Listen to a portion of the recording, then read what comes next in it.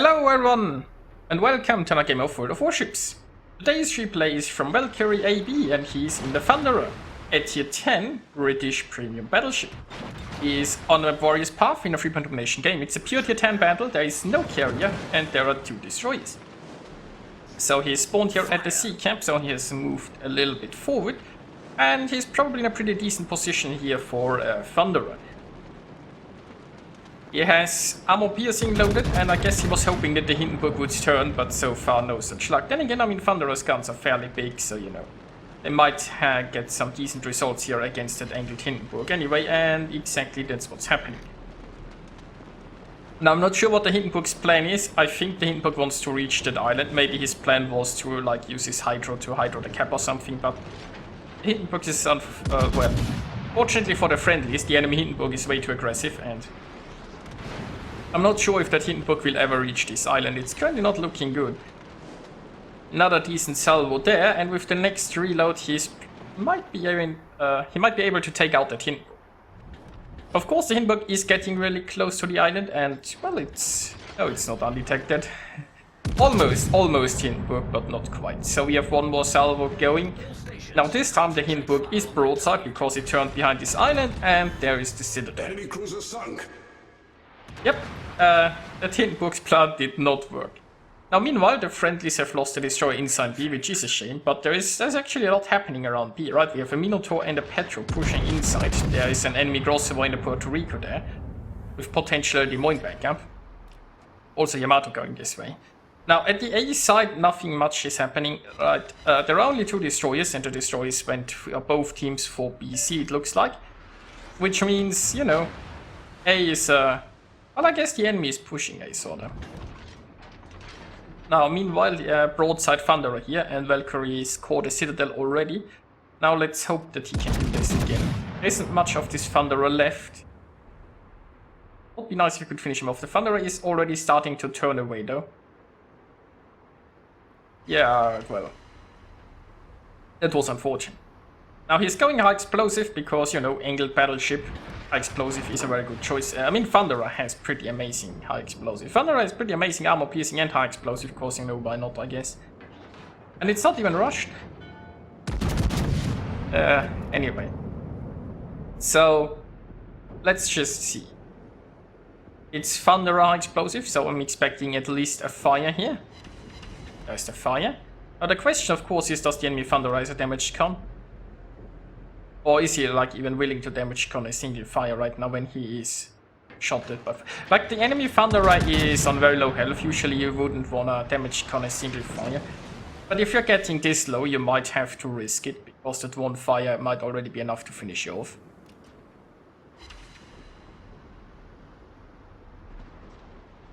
I'm guessing he didn't have a damage con there. So this Thunderer might just be toast, and well, there he goes. So, this basically clears the secret. I mean, well, okay, we now see where the shimmer is, but well, I don't know what the shimmer is going to do. He might be pushing into sea cap, but we have a Minotaur and a Halland here, so probably not. The enemy Conqueror here is on its way towards the zone wall for now, so that Conqueror is currently not really that interesting. And Valkyrie has set his sights on the B camp, which is the right thing to do here. Salvo's out against the Puerto Rico. Oh, the Puerto Rico is getting wrecked already anyway. But, you know, managed to finish that off. Now, the enemy has taken A. There is still a friendly force there. I would have liked if they would stay more around A. I mean, the Thunderer is pretty good in long-range engagement, the Kurfürst less so. I guess he could have stayed around here somewhere, but like letting the enemy just freely push in here is probably not great. And the Kurfürst isn't going to be doing so well from that far away anyway. And there would have been cover around the A side. But anyway. Valkyrie has landed one lovely citadel at the Smolensk. Unfortunately, Smolensk disappeared. And is this Smolensk is shooting armor piercing for some reason? That's not going to do much. Speaking of not doing much, that salvo against the Thunderer didn't do much, which is a shame because I had high hopes for this salvo. But you know, RNG wasn't in the mood. Now, of course, the question is, what's Valkyrie going to do now? The friendly forces are still pretty far. Well, I'm not sure how to say this. We have the Kurvus and the Thunder are still running away. They have never stopped to hold their ground. They let the enemy just push in. If the Vermont, the Yamato is reversing here. The Vermont is, I guess it's coming this way. The friendly team managed to take care of the Shimmer Red Sea. That's very helpful because now they aren't going to get backdoored. And this, I mean, the Halland has to kind of sail around the 10-kilometer Des Moines circle, I guess. But that Moskva is coming in. And that Moskva is going to be very helpful. I mean, there is one Smolensk around the B camp. There's a Grossevoy around the B camp. With the help of radar, the friendlies can hopefully take this. And I think Valkyrie is just biding his time here. He's like, you know, I don't fancy pushing myself alone into this many enemies. And my team has to, you know, arrive and help at some point. I assume that's his thought process. Of course, the joke's on him because nobody... well, no, like he's... expecting your team to make an aggressive move in this game is oftentimes... setting yourself up for disappointment. Well, he's got a salvo out against Smolensk in smoke. Let's see what's going to happen. Well, not an awful lot. So if it were me, I would take a more aggressive approach here at the B camp because, I mean, look at the friendlies here. We just lost the Yamato, but like the Kurfürst and the Thunderer, they have been running away for a very, very long time. Now, actually, let's check their health. Yeah, as I thought, the Kurfürst and the Thunderer, they are pretty healthy, and yet they never even tried to stay their ground today. They basically saw that it was 3 friendly ships against 4 enemies, and they just bailed at maximum range and have never stopped running. So that's not ships that you can count on for backup. The Vermont is already sailing away. The Salem is... I mean, it makes sense for the Salem because all our battleships are hiding behind the Salem. The Salem was like, you know what? I can't tank this, I gotta get out of here. And this basically leaves us a friendly blob here that's of doubtful... Well, their usefulness is doubtful. Meanwhile, Valkyrie has found Des Moines and he started to get a little bit aggressive here. The problem is he's found the Grossevoy, and that means immediately emergency disengage. Like, it looks like Valkyrie was like, you know, I gotta push in there, but yeah, not into those torpedoes. So on the bright side, the Moskva though is here. And the Moskva is going to be the saving grace here, because finally our radar has arrived.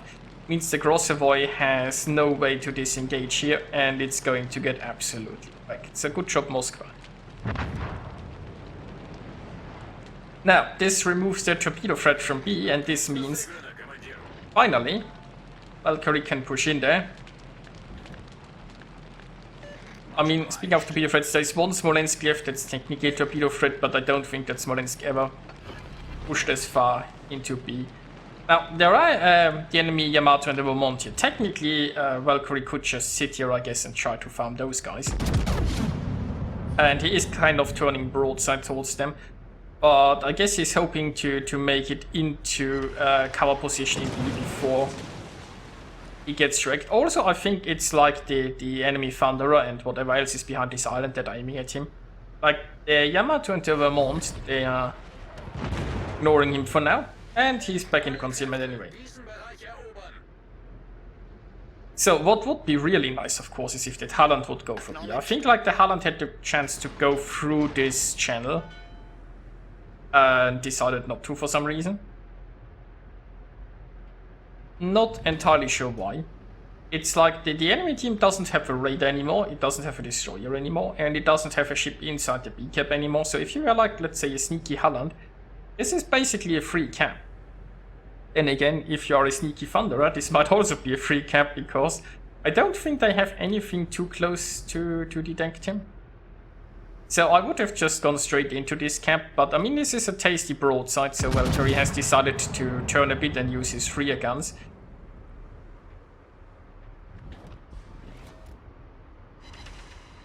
Well, not the best salvo. Now, Does he have the turning circle to actually still make this turn into the camp here? I guess we're going to find out. And well, I mean, Smolensk is shooting him, so he's on fire.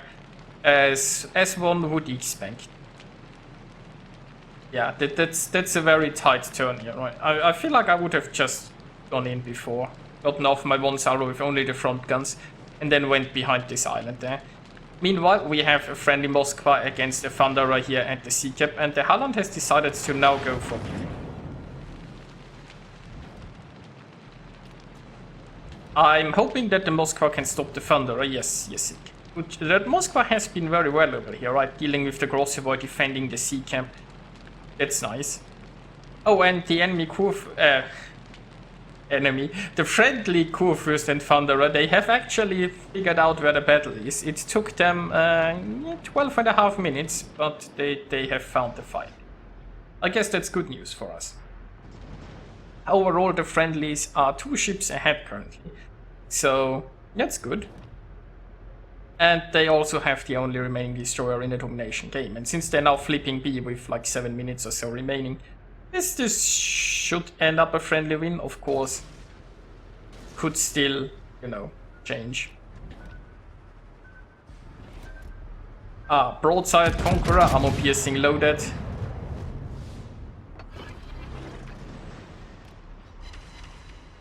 Well, I mean, it was alright, but you know, I would have liked to see Citadels here. Then again, one always wants to see Citadels, I suppose. But I mean, Broadside Conqueror, Citadels wouldn't be an unreasonable expectation here. So next salvo. Now there is the Citadel we've all been craving.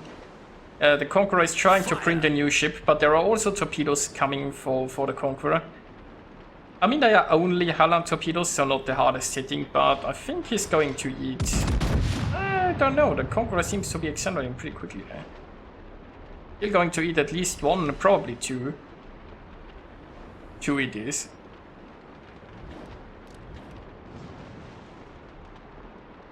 But, you know, he had a damage con ready. Now, Valkyrie has switched to high explosive. Angled Conqueror makes sense. And I think he's going to finish him off here, which would bring him up to 4 kills, so he's just 1 away from the Kraken. There are 2 potential targets for his Kraken yet, a Yamato and a Smolensk, although not necessarily in his close vicinity there. Why is that fun? Why is that Thunderer running away though? I mean, I guess it's all he has been doing this entire game, but you know, when he and the Kurfürst were finally going for the B cap, I was like, okay. They decided to join this fight, but that Thunderer, there is just a Yamato and a Smolensk, and that Thunderer is still running. Anyway, I mean, this is a friendly victory at this point, so.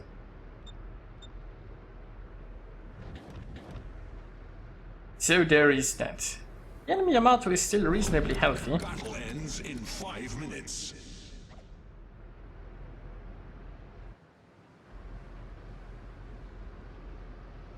Yeah, the friendly Halland is just going to take A at this point, because why not?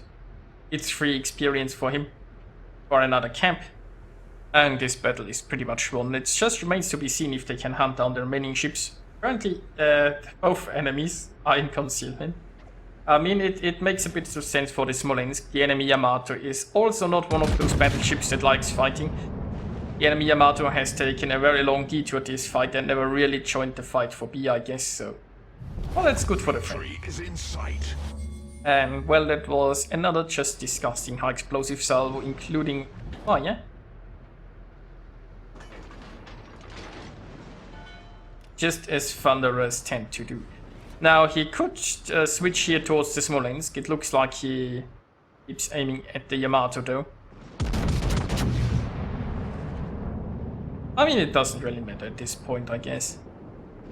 Actually, Thunderer High Explosive is probably going to do a lot against the Smolensk. There is... Oh, there are 2 fires. I mean, the Yamato damage comes that 1 fire earlier. And now he has good 2 fires, so that's good.